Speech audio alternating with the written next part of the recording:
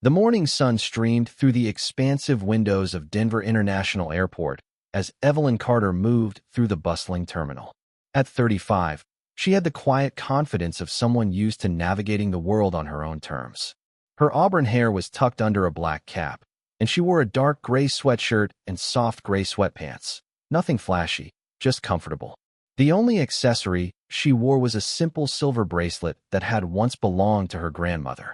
To the casual observer, Evelyn might have looked like any other traveler prioritizing comfort over fashion.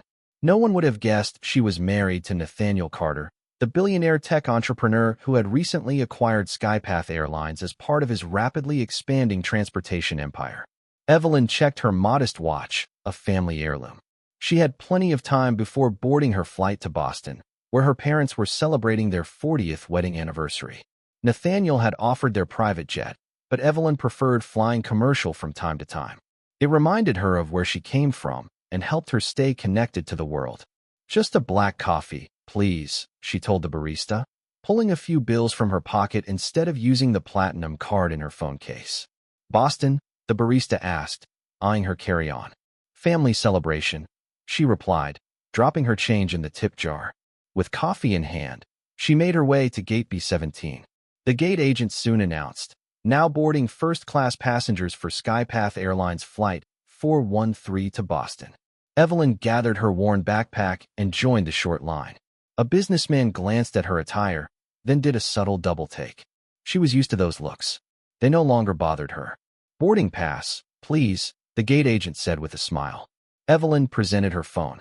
The smile faltered just slightly as the agent noted the first-class designation.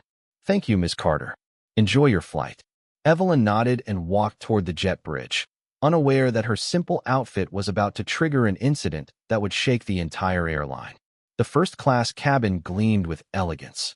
Polished wood accents, plush leather seats, and chilled champagne created an atmosphere of exclusivity. As Evelyn stepped aboard, flight attendant Michelle Davis paused in her greeting, her eyes landing on Evelyn's sweatshirt and sweatpants. "Good morning," Evelyn said politely. "I'm in 2A. Michelle's eyebrows lifted. "First class is to your left," she said with a polite but cool tone. "Yes, I know. Thank you." Evelyn walked to her seat. Some passengers glanced up, including a celebrity chef and a woman in pearls. Evelyn stored her backpack and sat down, pulling out a paperback novel. Moments later, another attendant named Greg approached. "May I see your boarding pass?" he asked, his voice low but skeptical. "Of course." She showed him the same pass. He examined it carefully, then walked toward Michelle. They conferred in hushed tones while glancing at her. Michelle returned, now accompanied by a senior attendant, Julia Morton. "Ma'am, there appears to be some confusion with your boarding pass," Julia said coolly. "There's no confusion. I'm in seat 2A," Evelyn said calmly. "Our system might have made an error. This is a first-class cabin, and you don't think I belong here," Evelyn finished. Julia's smile tightened. "Not at all. We just need to verify. You've already verified it twice." Passengers were now watching the scene. One older gentleman in 2C cleared his throat. "I've flown in sweatpants many times. No one ever questioned me." Julia looked irritated. "Sir, this is a staff matter." "Then perhaps your staff needs retraining," he muttered, returning to his paper. Julia leaned toward Evelyn. "Our system indicates this seat should be assigned to an E. Carter." "That would be me. Evelyn Carter. Identification, please." Evelyn sighed. "You didn't ask anyone else for ID. This is about how I look, not about procedure." "We just want to ensure there are no errors," Michelle added. "What error?" "The one where you assumed I couldn't afford a first-class ticket." "Ma'am, if you can't verify your identity, we'll need to move you." "I can, but I won't. Not until you ask everyone else in this cabin for ID, too." Greg's voice carried a note of condescension. "We're just following protocol." "No," Evelyn said sharply. "You're following your assumptions." Julia's voice turned icy. "Then you'll need to be reseated in economy." "Fine, but I want your full names." "This isn't over." "We'll arrange compensation," Greg said with a smirk. "I don't want compensation. I want accountability." She stood, backpack in hand, dignity intact despite the humiliation. As she walked past business class, whispers trailed her. Michelle pointed her toward a cramped middle seat in economy. Evelyn met her gaze. You don't apologize, but you might wish you had. That evening, the story spread like wildfire across social media.